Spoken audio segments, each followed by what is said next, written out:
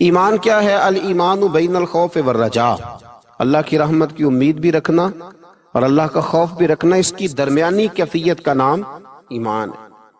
اللہ سے ڈرتا بھی رہے، احساس بھی پیدا کرے کہ کہیں میرا مالک ناراض نہ ہو جائے، لیکن نا امید نہ ہو۔ بہت بڑا گناہگار بھی نا امید نہ ہو، یہ سمجھ لے کہ اللہ معاف کرنے والا ہے۔ اللہ کی رحمت کی امید بھی رکھنی ہے، وہ رحیم و کریم بھی ہے اور وہ جبار اور قہار بھی ہے۔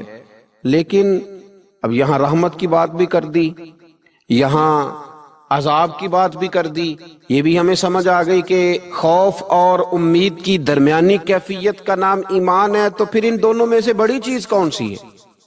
تو میرے رسول کریم صلی اللہ علیہ وسلم نے ارشاد فرمایا، یہ بخاری مسلم میں حدیث ہے، حضرت ابو ہریرہ سے روایت ہے، قال رسول اللہ صلی اللہ علیہ وسلم، کہ رسول اللہ صلی اللہ علیہ وسلم نے فرمایا، لما قضى اللہ الخلق کاتبا کتابا فہو عندہ فوق عرشہ۔ حضور صلی اللہ علیہ وسلم فرماتے ہیں اللہ تعالیٰ نے جب مخلوق کو پیدا فرمانے کا فیصلہ کیا تو ایک تحریر لکھی تھی، ایک تحریر لکھی جو رب کے پاس عرش کے اوپر موجود ہے۔ جب مخلوق کو پیدا کرنے کا بھی ارادہ کیا تو ایک تحریر لکھی جو رب کے پاس محفوظ ہے اللہ کے عرش پر۔ وہ تحریر کیا تھی؟ ان رحمتی سبقت علی غضبی، کہ بے شک میرا غضب زیادہ نہیں ہے، میری رحمت ہی زیادہ ہے، اور میری رحمت میرے غضب پر فوقیت رکھتی ہے، وہ بڑی ہے۔ تو یہ تو اس وقت اللہ نے جب مخلوق کو پیدا کرنے کا ارادہ کیا تو اس وقت ہی فرما دیا تھا کہ میری رحمت میرے غضب پر غالب ہے۔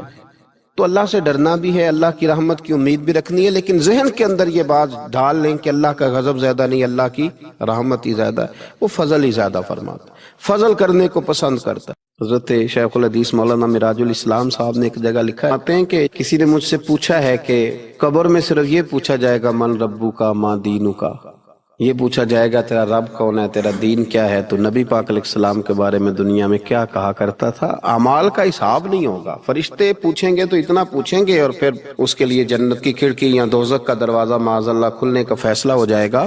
تو کسی نے پوچھا کہ اتنا کیوں ہے، باقی سارے سوال جواب قبر میں کیوں نہیں؟ تو وہ جواب دیتے ہیں، وہ کہتے ہیں کہ جب قحط پڑ گیا نا بہت سارے علاقوں میں، تو حضرت یوسف مصر کے حکمران تھے، تو باقی جگہوں پہ قحط تھا، آپ نے تو خواب دیکھا اور پھر کچھ گندم آپ نے بچا لی۔ تو حضرت یوسف علیہ السلام کے پاس بہت سارے لوگ گندم لینے کے لیے پہنچنے لگے، تو آپ نے رستے میں کچھ چوکیاں بنا دی تھی، پولیس والے کھڑے کر دیے تھے سمجھ لیجئے۔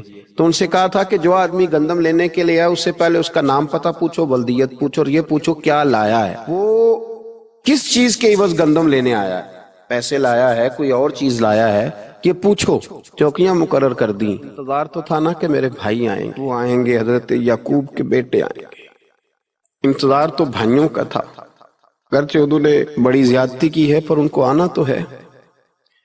تو فرمانے لگے کہ سارے لوگ آئیں تو ان سے پوچھنا کہ وہ کہاں سے آئے ہیں، وہ کون ہیں اور کیا لائے ہیں، یہ بھی پوچھنا۔ لیکن فرمایا جب کنعان کے لوگ آئے نا تو بس اتنا پوچھ لینا وہ کون ہے، یہ نہ پوچھنا کیا لے کے آئے۔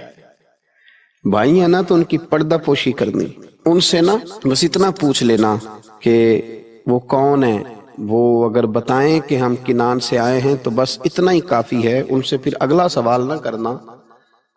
تو حضرت شیخ فرمانے لگے رب فرماتے فرشتو تم نہ جا کے بس اتنا پوچھ لینا قبر میں میرے بندے سے کہ وہ مجھے جانتا ہے نا، اس کا پردہ نہ کھولنا، تم نہ حساب کتاب پوچھنا، بس اتنا پوچھ لینا مجھے اور میرے نبی کو جانتا ہے؟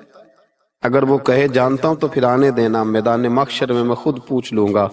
اور مسلم شریف کی حدیث ہے، میرے رسول پاک علیہ السلام فرماتے ہیں اللہ اپنے بندے پر اپنی رحمت کی چادر ڈال کے پوچھے گا، لوگوں سے چھپا کے پوچھے گا یہ گناہ کیا تھا اللہ میں بھول گیا تھا، یہ والی غلطی کی تھی اللہ میں بھول گیا تھا، یہ بھی تیرا ہی گناہ ہے اللہ میں بھول گیا تھا۔ فرمایا اللہ تبارک و تعالیٰ اس سے اعتراف کراتا جائے گا، وہ جب اعتراف کر لے گا وہ ڈرے گا کہ اب پتہ نہیں میرے ساتھ کیا ہونے لگا۔ تو حضور فرماتے ہیں رب فرمائے گا دنیا میں نے تیری پردہ پوشی کی تھی، جا آج میں نے تیرے گناہوں کو معاف کر دیا۔ تو یاد رکھیں کہ صبح قیامت بھی اللہ تبارک و تعالیٰ کی بارگاہ اپنے بندوں پر فضل فرمائے گی، رحمت فرمائے گی، تو یہاں بھی اس کے کرم کی امید رکھیں۔ وہاں بھی اس کے فضل کی امید رکھیں۔ نبی پاک صلی اللہ تعالی علیہ وآلہ وسلم نے ارشاد فرمایا کہ بہت سارے ایسے لوگ تھے جو جنتر منتر نہیں کراتے، جو کسی طرف توجہ نہیں کرتے، سیاستہ میں حدیث ہے۔ فرمایا قیامت کے دن اللہ تبارک و تعالی حکم فرمائے گا کہ وہ کہاں ہیں جنہوں نے صرف میری ہی ذات پر بھروسہ کیا، تو وہ لوگ کھڑے کیے جائیں گے، اللہ تبارک و تعالی ان سے حساب نہیں لے گا، انہیں بغیر حساب کتاب جنت عطا کر دے گا۔ حضرت عکاشہ بن محصن رضی اللہ تعالی عنہ عرض کرنے لگے، یا رسول اللہ صلی اللہ علیہ وسلم میرے لیے بھی دعا کریں، اللہ مجھے بھی ان لوگوں میں شامل کر دے۔ تو حضور نے فرمایا اللہ میرے عکاشہ کو بھی ان میں شامل فرما۔ پھر ایک اور صحابی کھڑے ہوئے، عرض کی یا رسول اللہ میرے لیے بھی دعا کریں کہ اللہ مجھے بھی ان لوگوں میں شامل کر لے جن کا بھروسہ، جن کی امیدیں صرف اپنے رب کے ساتھ، صرف اپنے اللہ کے ساتھ۔ تو نبی پاک صلی اللہ علیہ وسلم نے فرمایا میں تمہارے لیے دعا کر دیتا ہوں، پر عکاشہ تم پر سبقت لے گیا ہے، عکاشہ آگے نکل گیا۔ تو قرآن مجید فرقان حمید کے اندر اللہ تبارک و تعالیٰ نے ارشاد فرمایا، سورۃ الحجر کی آیت نمبر 49 اور 50، کیا خوبصورت انداز ہے قرآن پاک کا۔ اور کچھ آیات اور کچھ حدیث ایسی ہیں تو انسان پر وجد طاری کر دیتی ہیں، جو اسے جھومنے پر مجبور کر دیتی ہیں، جو یوں محسوس ہوتا ہے کہ جیسے ایک ایسی قوت پیدا کر دیتی ہیں انسان کے وجود کے اندر کہ وہ محسوس کرتا ہے کہ آج ہی تازہ ہو گیا ہوں، آج کھل گیا ہوں۔ اللہ کریم نے ارشاد فرمایا نبی عبادی انی انا الغفور الرحیم، فرمایا محبوب میرے بندوں کو خوشخبری دے دو کہ میں بڑا ہی معاف کرنے والا اور بڑا ہی رحم فرمانے والا ہوں۔ نبی عبادی، محبوب میرے بندوں کو خبر دے دو، محبوب پیغام دے دو، انہیں کہہ دو کہ میں بڑا ہی معاف کرنے والا ہوں اور میرا عذاب بھی دردناک عذاب ہے۔ پہلے ذکر کیا رحمت کا، پہلے بات کی رحمت کی، پھر فرمایا کہ میرا عذاب بھی دردناک۔